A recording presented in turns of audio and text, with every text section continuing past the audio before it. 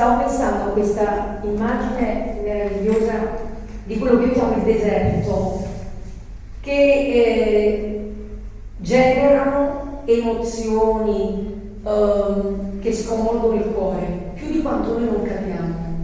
Arrivano delle cose così grandi che noi abbiamo bisogno di far silenzio per quasi dire: mi sta cambiando davvero? È così? Voi ci state insegnando, almeno quello che a me arriva, non so voi, questo concetto della lietezza, che è una parola bellissima, devo dire anche che io forse ho sentito poche volte, che nasce da quella contemplazione. Tu hai detto una cosa, Leonardo, graziato e sgraziato a te, una cosa bellissima. Quando c'è un motore potente, o ci dà fastidio, io rompo.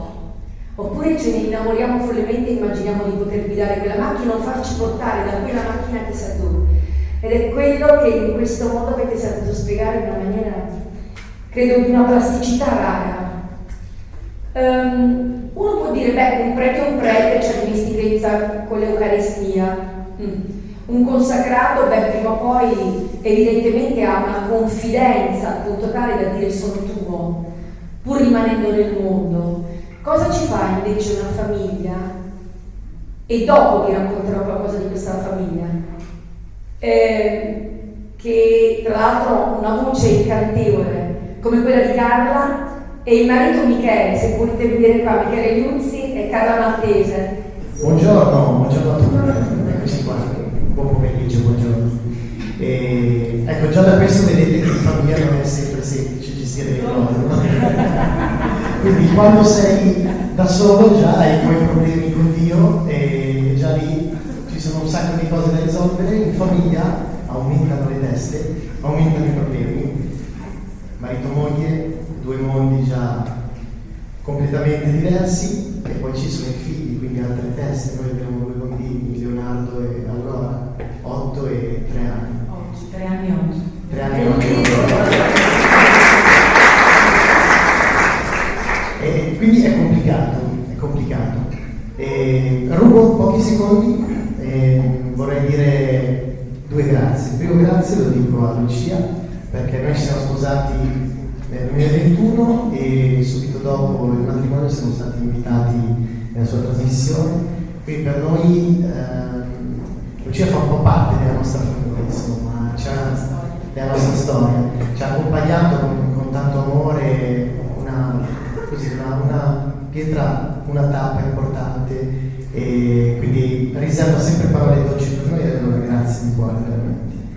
E secondo grazie alle suore sacramentine, insomma, suor Laura, quello che fate voi, tenete veramente in piedi il mondo, e quindi grazie di cuore per noi. Oggi è appunto il compleanno di nostra figlia e questa cosa mi emoziona perché è il regalo più grande che penso che noi possiamo fare alla nostra figlia, essere qui e parlare veramente del lavoro immenso che noi abbiamo per un piccolo aneddoto a proposito di questo, perché 3 anni fa, il giorno in cui è nata Aurora, noi dovevamo essere qui per dare la nostra piccola testimonianza. Ma si sono rotte le acque. Si sono rotte le acque, quindi non siamo potuti venire. Quindi via di corsa. Siamo contenti di essere qui oggi.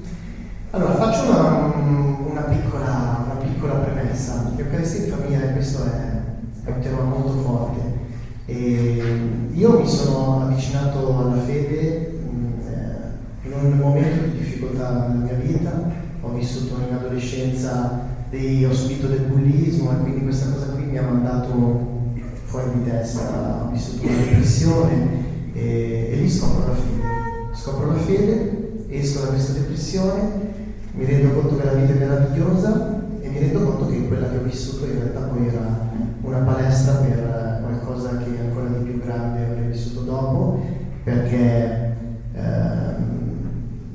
nel 2015 mi sono sposato con una ragazza che si chiama Giorgia, che prima era lì con noi, era nell'Eucaristia, perché nel 2020 è salita in cielo. E il giorno che vi racconto solo questa è perché credo che sia collegato poi con tutto il resto. Il 18 gennaio del 2020 è il giorno in cui lei è salita in cielo.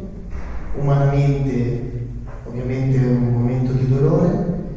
In quel momento io mi inginocchio davanti all'Eucaristia e lì ricevo la risposta a tutte le domande che mi sono fatto nella mia vita. Cioè in quel momento di dolore comprendo qual è il mio posto. E il mio posto è in paradiso. Il mio posto è già pronto e il Signore aspetta solo che io lo raggiunga. Quindi l'Eucaristia fa breccia nel mio cuore in quel momento.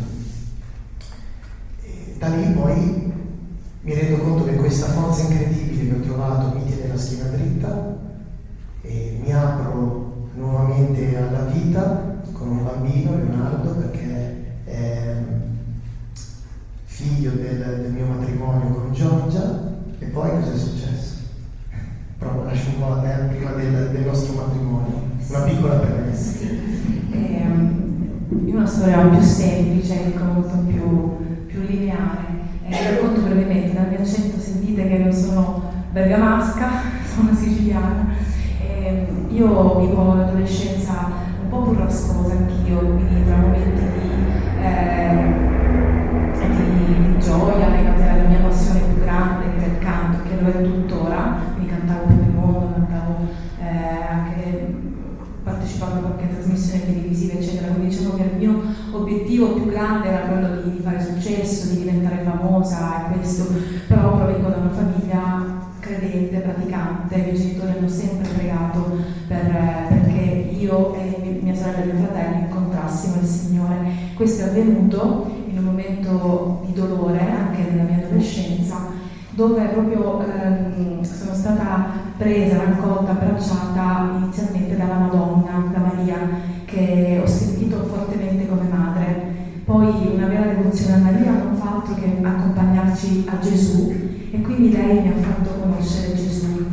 E da quando ho incontrato il Signore è stato un incontro molto semplice, era il momento però fortissimo nel mio cuore perché era nella mia stanza e ho sentito questo fuoco nel mio cuore di una presenza viva di Gesù, però ancora non mi ero accostata ai sacramenti, cioè nel senso avevo ricevuto i sacramenti, però da tanto non andavo a ricevere l'Eucaristia, quindi il passaggio successivo è stato proprio quello di ritornare a ricevere Gesù nel mio cuore e poi ho scoperto la grandezza e la bellezza dell'adorazione eucaristica. Per tantissimi anni ho avuto la grazia, anche il tempo devo dire, perché comunque non ero sposata, non ero fidanzata, insomma vivevo ancora con i miei genitori, di potermi accostare giornalmente all'adorazione eucaristica, che per me era la mia casa, il mio cielo, il mio tutto, e nel mio cuore sentivo che Gesù mi stava preparando a qualcosa di bello, di grande, e quindi nonostante le difficoltà questa Eucaristia, questa luce di cui mi sentivo abbagliata ogni giorno mi ha preparata all'incontro che poi è stato l'incontro con Michele in un momento particolare, perché ci siamo conosciuti durante la pandemia tramite una testimonianza sua di fede e anche mia, e da lì abbiamo compreso nella luce della grazia, ovvero della preghiera, dell'accompagnamento spirituale del nostro vescovo, che le nostre strade potevano unirsi. Passo la parola. Quindi ci siamo sposati e da lì ci siamo detti ok, il nostro obiettivo è andare in paradiso, cioè ci proviamo, quello è l'obiettivo, poi ci sono un sacco di fatiche, però è il passo che abbiamo provato a fare, che proviamo a fare nella nostra quotidianità, è quello di mettere Cristo poi in mezzo a noi, quindi noi andiamo a messa, stiamo all'adorazione, quella Eucaristia portarla poi a casa e fare in modo che da due prima di tutto siamo in tre. Nel momento in cui ci siamo sposati abbiamo proprio avuto questa sensazione e questa consapevolezza che non eravamo più in due ma in tre, anzi in quattro, perché c'era anche Leonardo che era piccolino.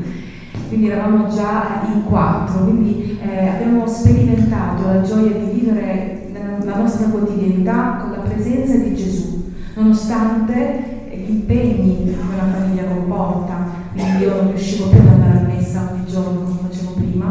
non riuscivo più ad andare all'adorazione eucaristica ogni giorno come facevo prima, però inizialmente è stata dura per me perché proprio era ossigeno, però Gesù mi ha fatto comprendere che la quotidianità, di prendermi cura di mio marito, di mio figlio, era quella l'adorazione che dovevo fare.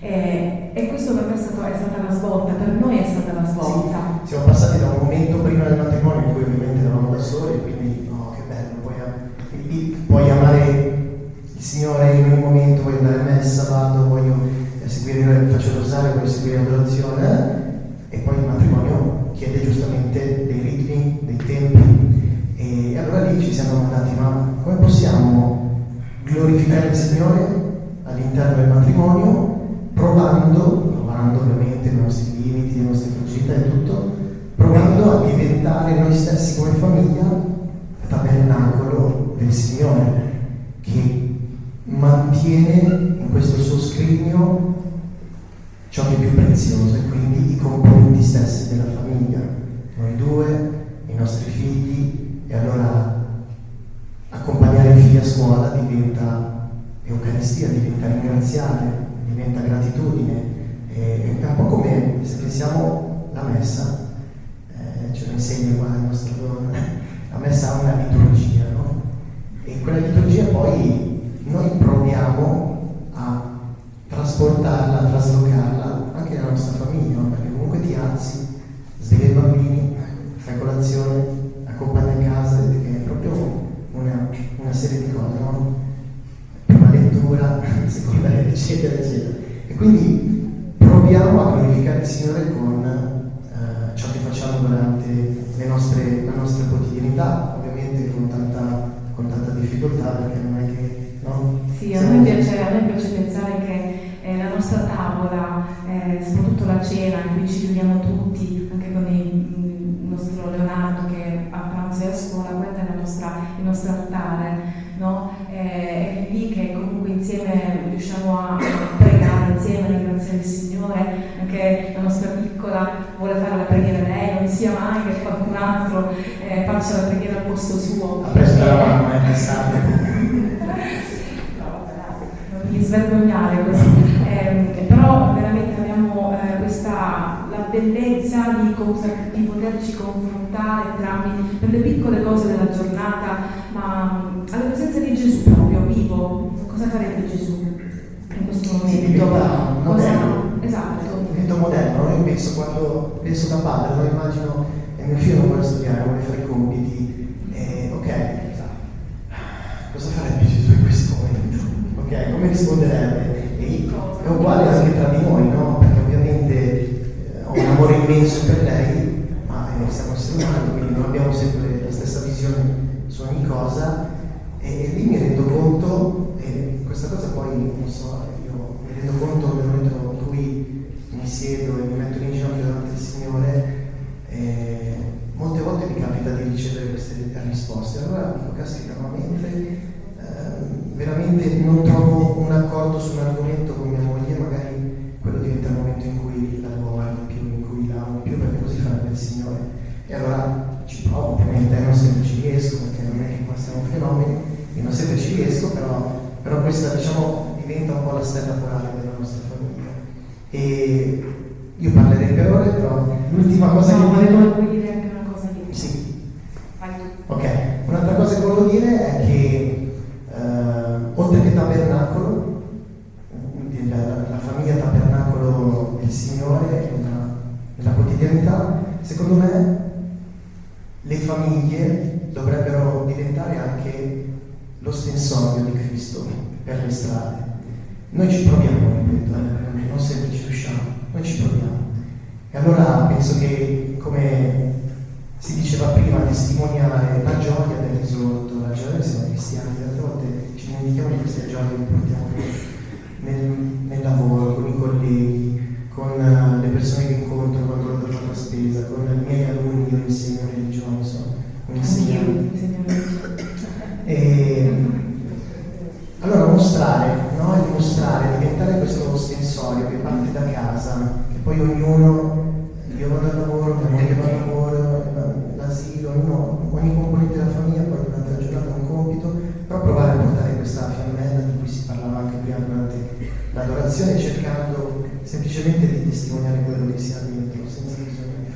grandi cose. E questa cosa mi sono accorto che poi diventa prima di tutto una luce per me, una luce per mia moglie, una luce per le persone che ci sono intorno e diventa contagiosa, perché la luce è contagiosa poi. E allora magari si creano un movimento di amore e di pace di cui il mondo oggi ha tanto bisogno. Sì, la cosa che volevo dire è che nel momento in cui poi ci siamo sposati, io sentivo nel mio cuore la mancanza proprio di un momento di adorazione, perché appunto nella mia realtà in Sicilia mi occupavo anche di cantare un appuntamento mensile con altri ragazzi, altri musicisti, per un'adorazione eucaristica, tra l'altro per i giovani, quindi molto seguita, molto intensa. Qui non c'era. Poi dopo un po' di tempo che mi sono trasferita qui, ci siamo trovati in famiglia al Santuario di Caravaggio e allora abbiamo chiesto alle suore, alle donne se fosse presente lì una realtà di adorazione eucaristica e mancava un'adorazione eucaristica serale aperta per tutti. Allora abbiamo proposto proprio questo nostro desiderio di metterci a servizio anche per questo progetto, per questa collaborazione, che è stata subito accolta e quindi da 5 anni più o meno, da 5 anni più o meno Gesù ci ha fatto questo regalo di questa adorazione ogni 15 giorni al Santuario di Caravaggio, aperta a tutti, che sta portando tanti frutti. Abbiamo anche qui Diana, la pianista che avete sentito prima, è una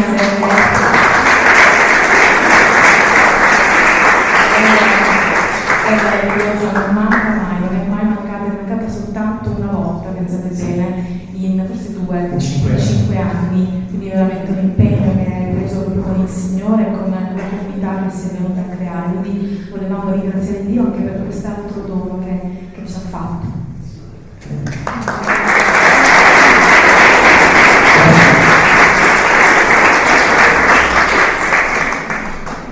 Io non vi volevo influenzare prima, volevo che ascoltaste prima e poi dopo dirvi solo questo che accomodate di Michele e Carlo sono stati una promessa mantenuta.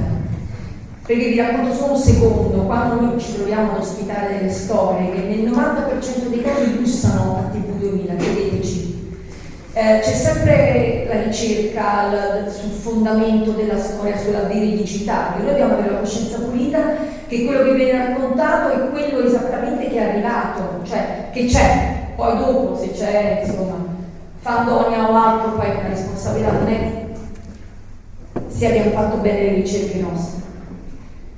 Loro sono stata una scommessa vinta, anche umanamente per chi come me fa questo mestiere, perché ha la fortuna, io lo dico sempre, il privilegio di lavorare anche in una TV come TV 2000, che mi ha dato la possibilità di portare fuori gli incontri che il buon Dio ha deciso anche per me. E non so se riesco a farvi capire la gratitudine che provo in questo momento verso il cielo per questa storia, perché l'abbiamo vista nascere, l'abbiamo vista crescere e credetemi che è qualcosa che ti fa scoppiare il cuore di felicità che poi diventa gioia, perché c'è vero amore sotto. Forse l'Eucaristia chiede anche quello, fame di un amore che si mette in circolo, che poi contagia tutti. Avete detto una cosa bellissima, non si può tenere per sé. Quando poi a questo amore si aggiunge la gioia, e allora il cuore poi può scoppiare di una bellezza che sta di cielo.